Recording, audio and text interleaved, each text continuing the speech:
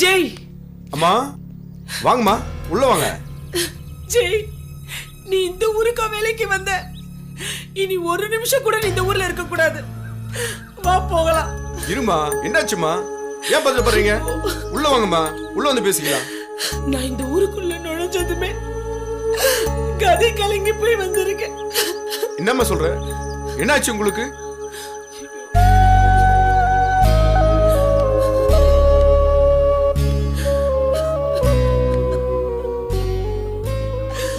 என் தெய்வத்தை என் கண் முன்னாடியே இந்த ஊர்ல தான் சாம்பலாக்கிறத பார்த்தேன். என் மஞ்சள், குங்குமம், என் மாங்கல்யம் எல்லாத்தையும் இந்த ஊர்ல தான் இழந்தேன். உன்னையே இழந்துடக்கூடாதுன்னு தான் நான் பொத்தி பொத்தி வளர்த்தேன். அம்மா நீங்க சொல்றது ஒண்ணும் புரியலையம்மா.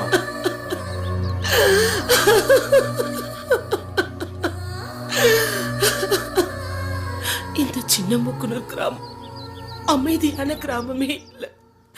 இது ஒரு கனல். இந்தங்க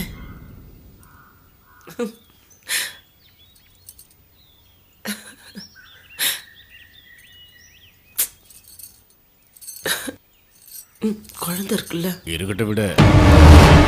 எங்க அப்ப ரெண்டாவதா பண்ண தப்பு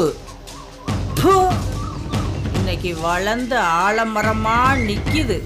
ஆமா, அக்கா எங்க? சித்தி பையன் அவ்வளோ போயிட்டான். வாக்கா, சாப்பிட்டியா? அம்மா, மாப்பிள்ளைங்களாம் எங்க? நம்ம தோப்புல சவுக்க அறுத்து லோடு ஏத்திக்கிருக்காங்கப்பா. ஐயா, என்னடா? நீங்க வர சொன்னீங்கன்னு ஊர் பெரியவங்கலாம் வந்திருக்கிறாங்க. சரி, வர சொல்லு. வாங்க. வணக்கம் ஐயா. வணக்கம் ஐயா. எல்லாருக்கும் வணக்கம். வணக்கம். உங்களை எல்லாம் எதுக்கு வர சொன்னா, அரசாங்கத்தின் மூலமா நம்ம ஊருக்கு 1000 வீடு கட்டித்தரதா சொல்லியிருக்காங்க.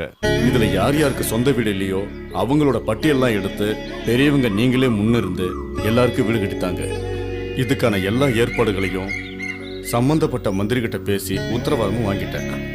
அப்போ நாங்க உத்தரவு வாங்கிக்கிறோம். வாங்க, நல்லபடியா போயிட்டு வாங்க.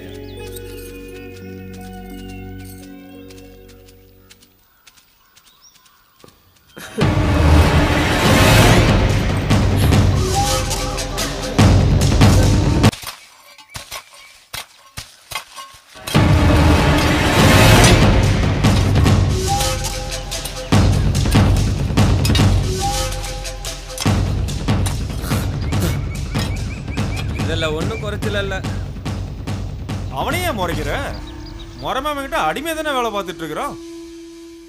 பேரு மட்டும் சீமத்துற சீமந்த புத்திரி, ஆனா சில்லறை கூட வழி இல்ல. டே, நீங்க சொல்றதெல்லாம் வெறும் ஆதங்கத்துல சொல்றதுடா, அர்த்தமே இல்லாதது.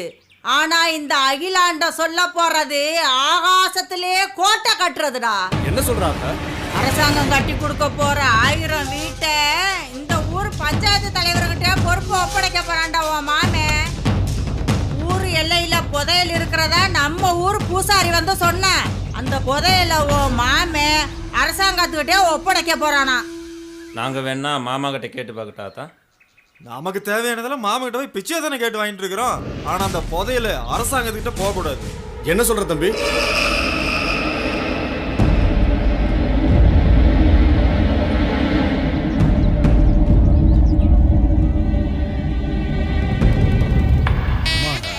ஐயாவோட குணம் அப்படியே சின்னையாட்டே இருக்கு. பொழுது சாயப்போது எல்லாரும் சீக்கிரம் நடங்கப்பா. அந்த புதையல எடுத்து அப்படியே அரசாங்கத்துக்கு ஒப்படைச்சிடணும். அதுக்கு அப்புறம் தான் நமக்கு எல்லாமே. ஆமாண்டா. என்ன பண்றீங்க?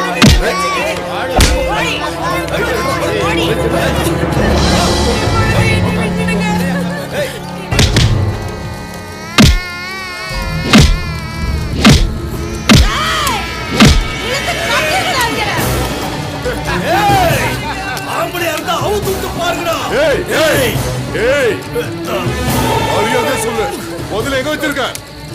சொல்ல மாட்டேன், என் உயிரே கூட சொல்ல மாட்டேன்.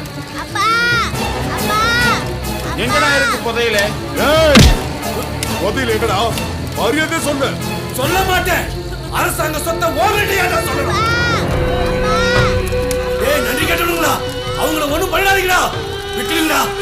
கால்ல விழுந்து கேக்குறேன்டா. டேய் கடைசியா ஒரு சான்ஸ் தரேன், ஒழுங்கா சொல்லிடு. ஏய், நான் அழிஞ்சாலும் பரவாயில்லடா, என் வம்சம் அந்த புதையில அரசாங்கத்துக்கிட்ட ஒப்படைக்கட்டா. அப்ப எதுக்கு நான் அந்த உயிரை எடுத்துருக்கனே? என் பிள்ளை விட்டுடா. டேய், கொல்லாதீங்கடா. அவ இருக்கும்போது அக்கா புள்ள நீ கொல்லுவேங்க.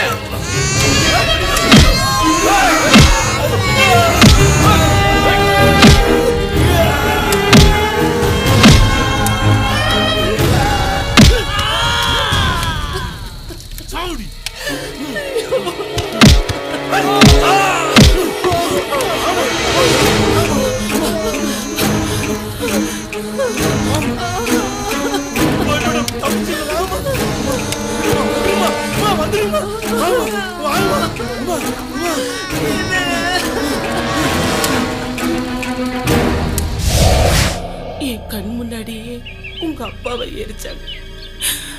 அப்போ உங்க அண்ணனுக்கு வயசு 5. நீ என் வயித்துல இருந்த. அந்த படுபாவி கிட்ட இருந்து உங்களை மட்டுமே காப்பாற்ற முடிஞ்சிச்சு. என் தெய்வத்தை காப்பாற்ற முடியலையே.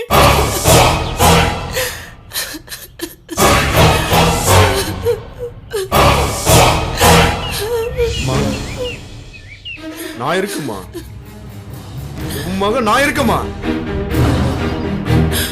உங்க அண்ணன் நம்ம கிட்ட இல்லையேப்பா. அவன் இப்ப எங்க இருக்கான்?